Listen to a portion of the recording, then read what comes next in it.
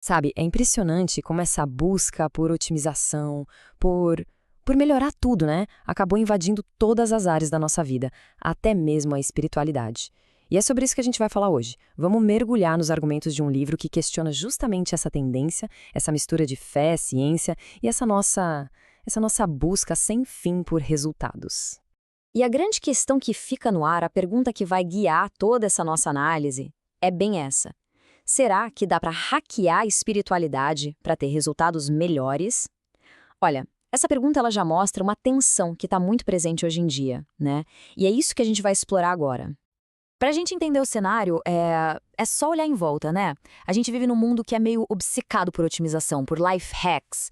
E aí o que acontece? Muita gente acaba misturando a fé com conceitos de autoajuda e até com coisas da ciência, tipo mecânica quântica, programação neurolinguística, a famosa PNL, tudo isso na esperança de conseguir o que quer. O livro que a gente está analisando hoje vai fundo, mas fundo mesmo nessa tendência. Beleza. A partir daqui, a gente entra no primeiro grande ponto do argumento do livro, e ele é sobre o perigo de uma coisa que o autor chama de fé científica. Olha, a ideia principal do livro é que um dos maiores riscos para a teologia, hoje em dia, não é a ciência em si, sabe? Mas sim essa tentativa de transformar a própria fé numa espécie de ciência, como se fosse um sistema que a gente pode prever, que tem regras fixas. E as consequências disso, nossa, são bem profundas. Pensa bem, quando a fé vira uma ciência, a revelação de Deus vira o quê? Vira só uma hipótese que a gente tem que testar.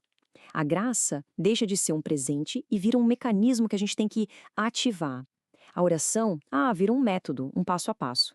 E no final, que é o mais sério de tudo, Cristo vira um objeto de estudo para a gente explicar, em vez de ser uma pessoa para a gente adorar. A coisa muda de figura completamente. E o custo final dessa abordagem toda? Bom, ele é resumido de um jeito bem impactante nessa citação do livro.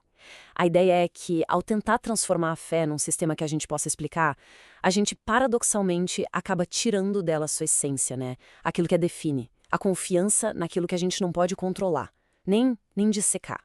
Então, tá, se esse é o problema, qual seria a alternativa? É aí que o livro propõe uma virada de chave, e a gente entra no segundo grande argumento, uma realidade que é centrada em Cristo. E o contra-argumento é exatamente essa virada. A ideia é que a realidade não é um sistema para a gente operar, para a gente manipular, mas sim uma criação que tem Cristo como centro de tudo, como sua origem, seu propósito, tudo. E essa diferença fica ainda mais clara com essa frase aqui do livro. Olha só. A ciência, ela cumpre o papel dela observando como a criação funciona, como ela se comporta. Mas, segundo o autor, a revelação bíblica, ela vai além. Ela revela quem é que sustenta tudo isso. Para a gente aprofundar isso, o livro pega um termo super importante, logos, e ele dá uma nova perspectiva. Nessa visão, logos não é uma informação solta, impessoal, não é um código da realidade, nem um campo de energia. Não, é a palavra, pessoal, relacional, é o próprio Cristo. E aqui está o ponto principal, sabe? Reduzir Cristo a um campo ou a um código faz a gente perder toda a figura. A palavra que criou o universo é a mesmíssima que se relaciona com a gente, que chama pelo nome, que salva. A grande diferença é essa, é uma pessoa, não um processo.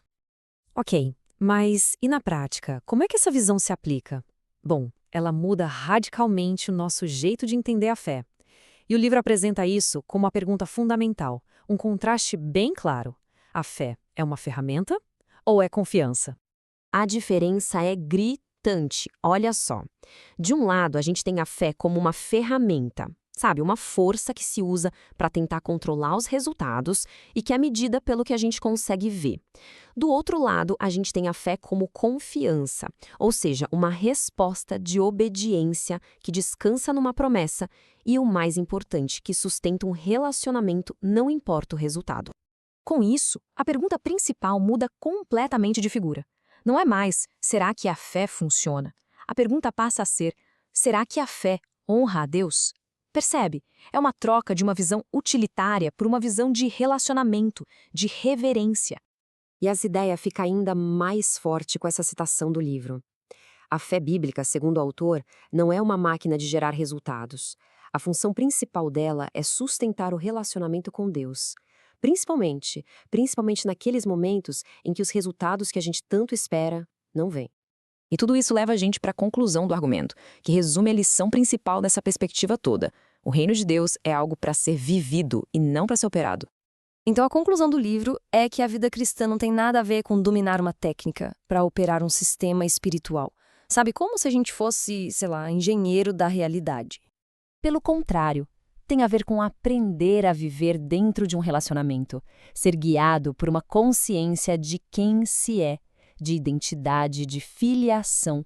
O foco sai totalmente do fazer e vai para o ser. E claro, essa perspectiva muda completamente o objetivo final. A meta não é mais ter uma performance espiritual, sabe? Mas sim encontrar uma vida de descanso numa realidade que, de acordo com essa teologia, já está completa pela obra de Cristo. O autor argumenta, então, que a cruz não é uma ferramenta para otimizar processos ou para melhorar a si mesmo. Não. Ela é o ponto final, o fim da linha para qualquer sistema que se baseia no nosso próprio esforço. Ela representa uma ruptura total com a lógica antiga. E a lição final que o livro deixa é, de fato, uma mudança poderosa de perspectiva. E ela é resumida numa única frase que é fantástica. O reino não é explicado, ele é recebido. Quer dizer, ele não é um quebra-cabeça para a gente ficar tentando resolver. É uma realidade para ser vivida, através da fé e da submissão. E para a gente fechar, fica aqui uma pergunta para reflexão. O que é que muda quando a fé deixa de ser vista como uma ferramenta para a gente tentar controlar a realidade e passa a ser uma resposta a essa realidade? Essa é a provocação final que fica dessa análise.